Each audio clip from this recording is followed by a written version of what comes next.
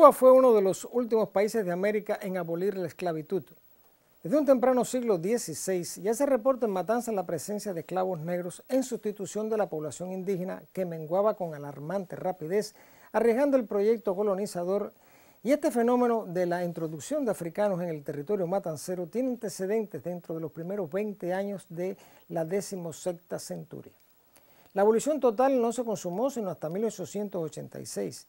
El primer elemento que explica el tráfico de esclavos, además de considerar su valor como fuerza de trabajo, era el hecho de estimar que como seres humanos constituían un estrato inferior de toda la humanidad, lo cual justificaba a su modo no tener mayor consideración entre un esclavo y una bestia de tiro. El propio argumento legal en materia de derechos diferenciaba al esclavo de la persona natural y de la cosa u objeto, por cuanto el sujeto reducido a la esclavitud podía ser comprado o vendido, y en tal sentido su dueño adquiría una posesión sobre la cual ejecutaba los beneficios jurídicos de la propiedad, lo que incluía el castigo corporal sin rendir cuenta.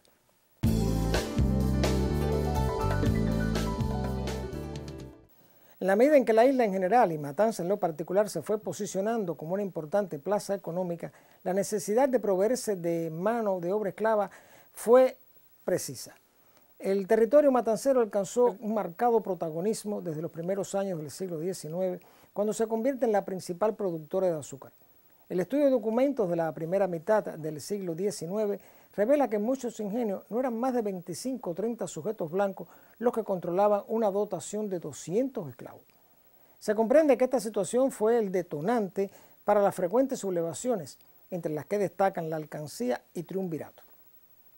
Desde 1820 ya existía un tratado que, en teoría, prohibía la trata de esclavos. No obstante, el propio capitán general de la isla recibía media onza de oro por cada esclavo introducido clandestinamente. Los que eran descubiertos en el momento del tráfico o el desembarco se sometían a un proceso judicial ficticio en el cual luego de meses las cosas quedaban como antes. Los puntos escogidos para estos desembarcos eran sitios apartados, como lo fue la Bahía de Cochino, la casi virgen ciénaga de Zapata.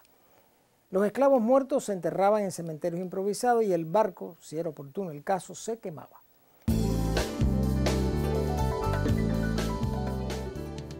El tráfico de esclavos se apoyaba en el llamado comercio triangular, un sistema según el cual la venta de los traídos desde las costas africanas proporcionaba el dinero para adquirir mieles y azúcar, las cuales se embarcaban hacia los Estados Unidos para la producción de aguardiente, además del que podía adquirirse en Cuba. Este alcohol era el medio de compra de otros esclavos por los propios jefes tribales que en ocasiones, a falta de enemigos que vender, traficaban con su propia familia. Si hubo esclavistas, esclavos y tráfico, fue, entre otras cosas, porque el comercio de este tipo fue sostenido en el propio territorio del África por los mismos que en justa protección de su propia dignidad debieron oponerse. El individuo negro, esclavo o libre se vio siempre como un sujeto incapaz de ejercitar por sí mismo sus derechos, en cuyo caso tampoco estaría preparado para administrar su propia libertad, y este criterio era sostenido con vehemencia e incluso por cubanos independentistas. El médico norteamericano John Wetherman, quien visitó Cuba en varias ocasiones en el último tercio del siglo XIX, era un defensor de esta tesis discriminatoria. El gallego Jacinto Salas y Quiroga, no obstante su condición de peninsular, no dejó de advertir esta contradicción social en el seno de una colonia que incubaba los gérmenes de la desigualdad e incitaba a la ruptura de su estatus colonial.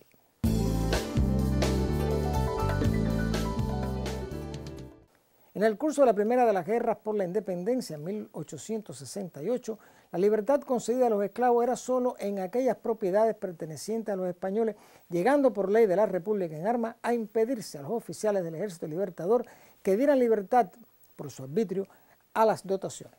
Los propios esclavos liberados mantenían una situación ambigua en el ejército mambí y podían ser sujetos a restricciones y castigos en una suerte de servidumbre, que en ocasiones propiciaba el regreso del individuo al antiguo sistema de su amo. Esto complicaba la situación moral de la primera contienda. Esta discriminación no fue superada, aun cuando José Martí haya alertado el peligro de un odio de razas y la necesidad de convocatoria entre los cubanos, más allá del absurdo de medir su intelecto por el color de la piel. La guerra del 95 arrancó con algunos de estos problemas superados, pero siglos de discriminación no podían destronar de un solo golpe lo que venía sancionado por el tiempo y la costumbre. Cuando el apóstol intentó convocar la guerra necesaria, el general Alejandro Rodríguez Velasco, quien fuera luego alcalde de La Habana y jefe de la Guardia Rural, alertaba del modo más racista posible no incorporar a los negros al proyecto independentista.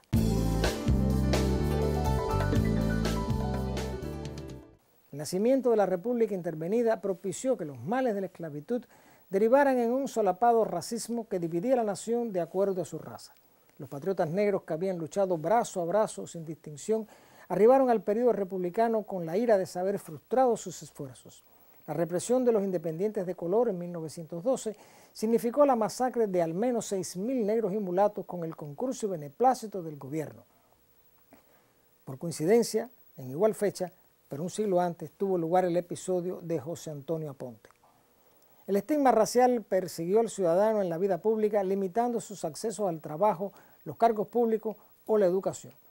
Una muestra de cuanto se ha dicho está reflejada de manera indirecta en un documento editado en los primeros años del siglo XX en Matanzas, el magazine La Lucha, que fue un intento de mostrar los valores de la ciudad y la provincia en todos los extremos de la vida pública, desde el gobierno hasta el comercio.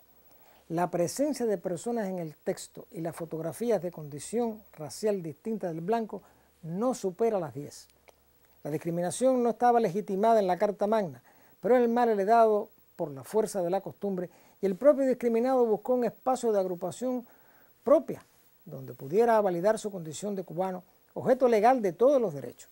La ley podía prohibir cualquier forma de discriminación, pero la sociedad en su conjunto dictaba lo contrario.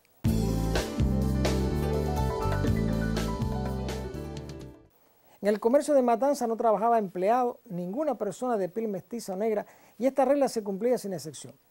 El único caso conocido fue el de una mujer que por una equivocación se le empleó en la tienda La Villa de Madrid, hoy desaparecida, en Milanés entre Ayuntamiento y Jovellano, y siempre como suplente por la bolsa de trabajo, llamada a trabajar por la lista, pero ignorando la condición racial.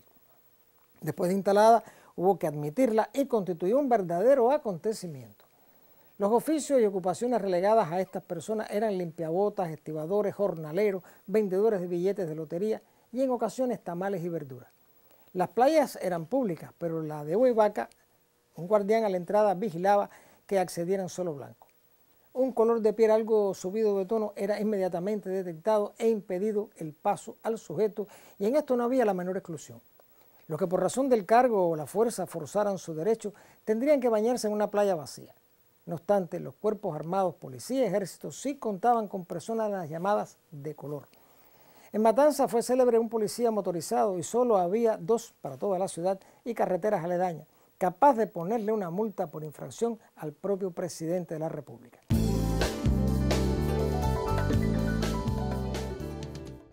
En las demás actividades públicas había cierta sutil diferenciación. Un matrimonio o noviazgo concertado entre personas de raza distinta era equivalente a la excomunión social, excepto que la pareja desafiara abiertamente estos prejuicios. En la ciudad, una persona de notoriedad, propietario de un comercio céntrico concurrido, que unió su vida con una mujer mestiza, señora respetable y digna. Los vecinos, amigos y clientes aceptaban aquello como una excentricidad y no dejaban, siempre que podían, deslizar algún comentario teñido de reprobación. En otros sectores laborales de la ciudad, tales como bodegas, este tipo de unión era menos censurada. En el campo la situación fue diferente, pero el área rural padecía una condición de miserable abandono.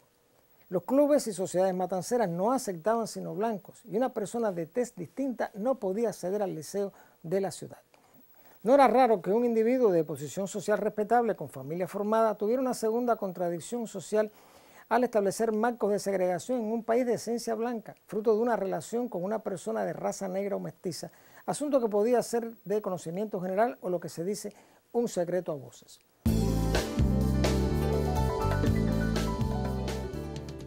Los males heredados de la esclavitud duraron hasta pasada la segunda mitad del siglo XX. Fue necesaria una radical transformación social para lograr la verdadera justicia social. Los invito y los convoco para un nuevo encuentro con la historia y el recuerdo, porque la memoria es la dueña del tiempo.